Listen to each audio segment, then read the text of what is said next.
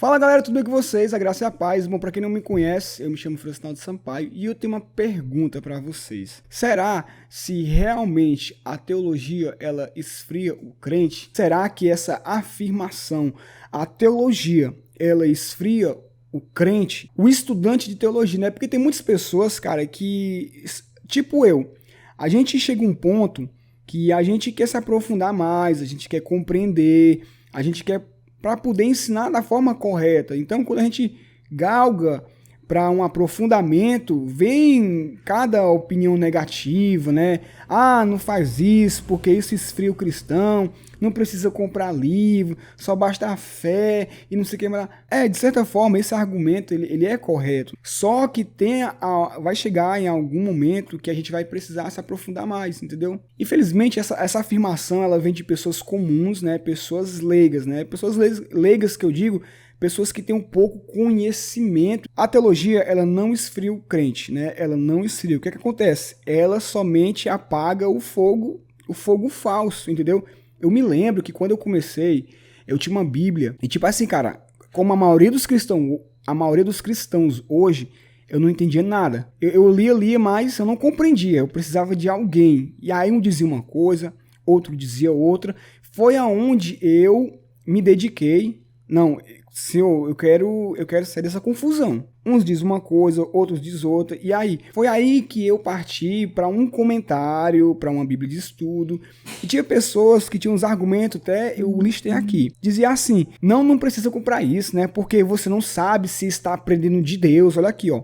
Não precisa, porque você não sabe se está aprendendo de Deus ou de você mesmo. E tinha gente que dizia assim, ó, cara, doutrina demais faz mal, né? Doutrina demais faz mal. Só que eu cheguei a uma conclusão. É porque às vezes, a gente não pensa.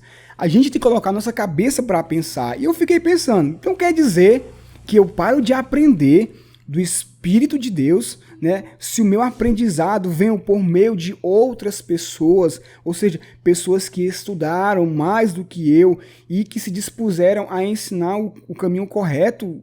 É isso então? Então eu cheguei a uma conclusão. Então por qual motivo Deus constituiu mestres? Foi para enfeite? Porque se você for lá em Efésios capítulo 4, verso 11, Paulo vai dizer assim, vai afirmar: ele designou alguns para apóstolos, outros para profetas, outros para evangelistas, outros para pastores e mestres. Então assim, Paulo é um exemplo para mim, porque Paulo está nas escrituras, Paulo está dando um exemplo. Ó. Paulo já nos seus últimos dias ali, Paulo pedia livros. E Paulo pediu livros à beira da morte, ou seja, um apóstolo. Tem um sermão aqui do Charles Spurgeon, que traga os livros. Cara, esse sermão aqui é com base em 2 Timóteo, capítulo 4, verso 13.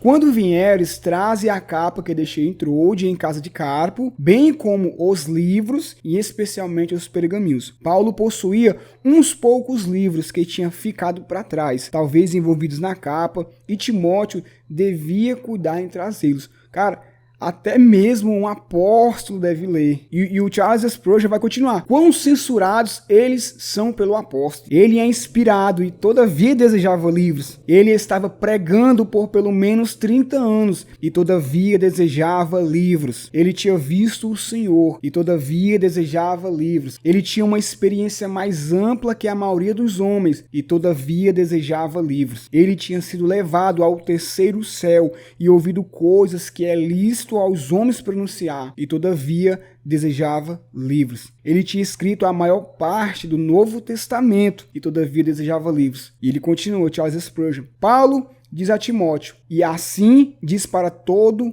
pregador: aplica-te à leitura. O homem que nunca lê, nunca será lido. Aquele que nunca cita, nunca será citado.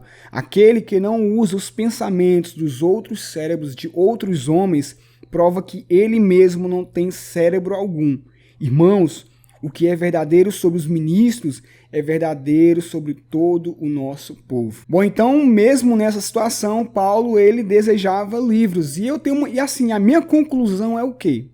Né, sobre tudo isso. Cara, se eu não devo ler livros sobre Deus de outros autores, de outras pessoas que se dedicaram, né, a sua vida para ensinar o caminho correto, por qual motivo então eu devo ouvir os seus sermões? as suas pregações, as suas mensagens, vocês também são pessoas caídas que estão tentando ensinar a palavra de Deus. Tá vendo? Então, ou seja, bom, esse tipo de argumento, né? Esse tipo de argumento, ele não faz sentido, né? Esse tipo de argumento de dizer que doutrina demais faz mal, né? Não precisa você ter uma Bíblia de estudo, não precisa você ter um comentário, porque você não sabe se está aprendendo de Deus ou dos homens. Então, bom, esse tipo de argumento, ele não faz sentido, tá? E é isso. Deus abençoe vocês. Rique abundantemente e até o próximo vídeo.